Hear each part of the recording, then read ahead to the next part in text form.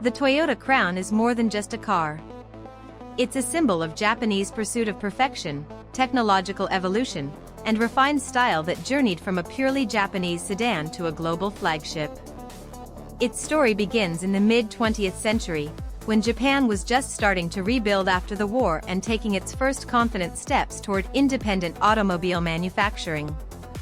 That's when, in 1955, Toyota introduced the first Crown model, a car that didn't copy Western designs but was engineered from scratch by Japanese engineers. That was the key concept: create something uniquely their own, capable of competing with foreign brands and serving Japan's government and corporate needs. The first generation carried the RS designation and immediately stood out with its front independent suspension, a feature that many more prestigious cars outside Japan didn't even have at the time. The car wore a classic American-influenced design, but under the hood sat a 1.5-liter four-cylinder engine, reliable, quiet, and perfectly matched to Japanese roads. The Crown earned respect quickly in its home market and became the first Japanese car ever exported to the United States. It didn't set the American market on fire, but it got noticed.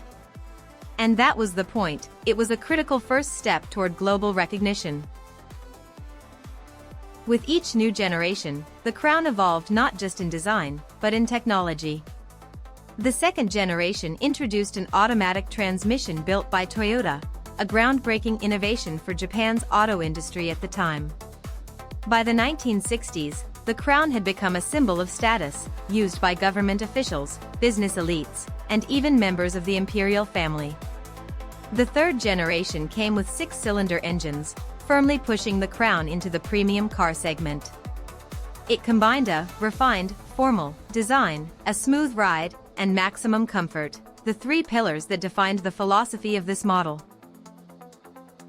Starting in the early 1970s, the Crown saw major improvements in safety and noise insulation. It introduced features like automatic climate control, digital clocks, and an adjustable steering wheel. Some trims even offered power seats, which felt like cutting-edge technology at the time.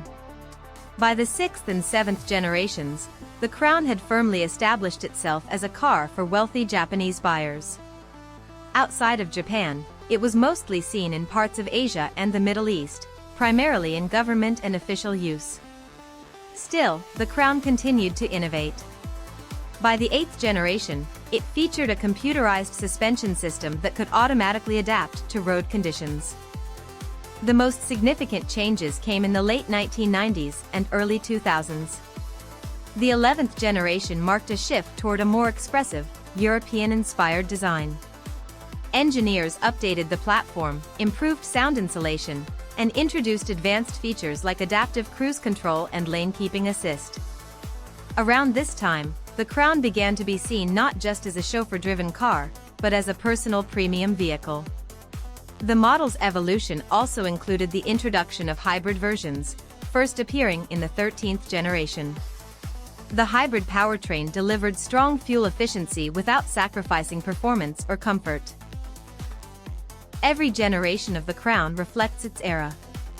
By the 14th and 15th generations, the design had become more aggressive, the technology more advanced, and the interiors more refined. These were the years when the model balanced tradition with innovation. They showed Toyota's ambition to prove that luxury could go hand in hand with cutting-edge technology, and that classic roots didn't have to limit bold design. These were also the Crown models that started attracting a younger audience, people who had previously seen it as a car for executives and older buyers. The 14th generation, introduced in 2012, completely reshaped expectations. Toyota made a bold move by offering a bright pink exterior in its official lineup, not as a concept, but as a real production option. It even came with the slogan "Reborn Pink," signaling a fresh start and a break from tradition. Depending on the version, the Crown was available in three distinct trims: Royal, Athlete, and Majesta, each with its own personality. The Athlete was more aggressive, with a sportier suspension and interior styling. The Royal focused on comfort and refinement.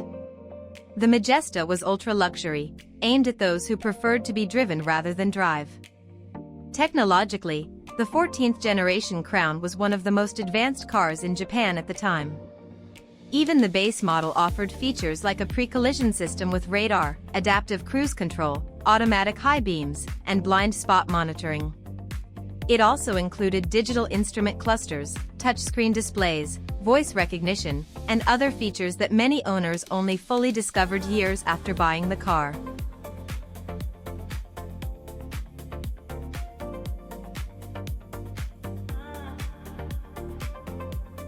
The 15th generation, released in 2018, marked a true turning point for the Crown. For the first time in years, it offered all-wheel drive versions. The engine lineup included a 2.5-liter hybrid, a turbocharged 2.0-liter, and even a powerful 3.5-liter V6 paired with a hybrid system. All of this made the Crown not just comfortable, but genuinely dynamic. One of the standout features was its smart suspension, which could adjust damping in real time based on driving style and road conditions.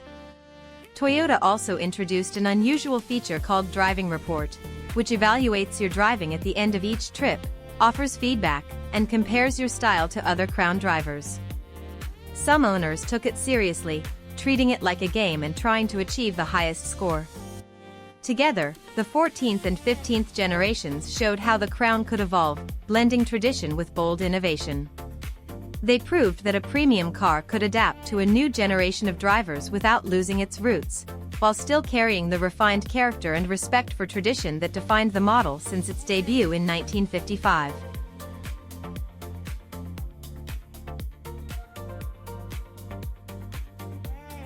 The Crown remained Toyota's flagship in Japan, but over time, discussions grew about turning it from a niche, domestic model into a global product.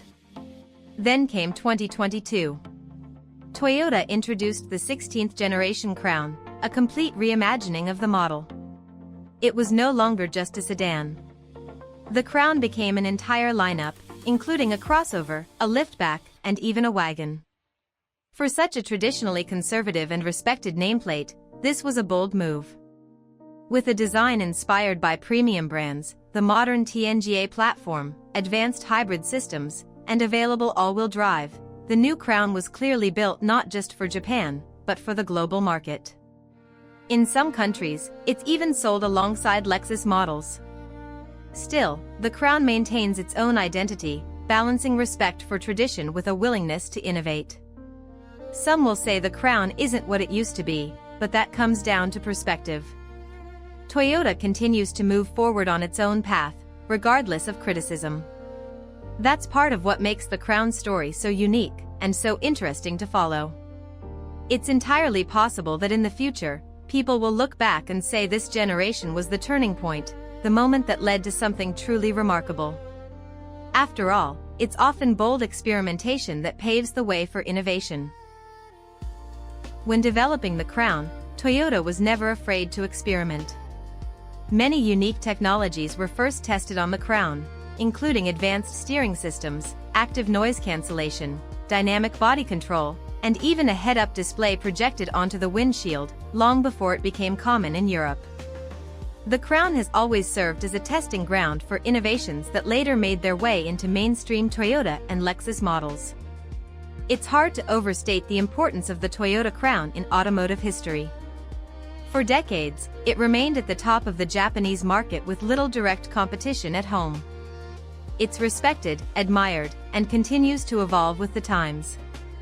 The Crown hasn't just survived over the years, with each generation, it has stayed relevant while maintaining the understated elegance that defined it from the very beginning in the mid-1950s. Let me know what you think about this car in the comments. If you've had any experience with it, feel free to share, others would definitely be interested to hear your perspective.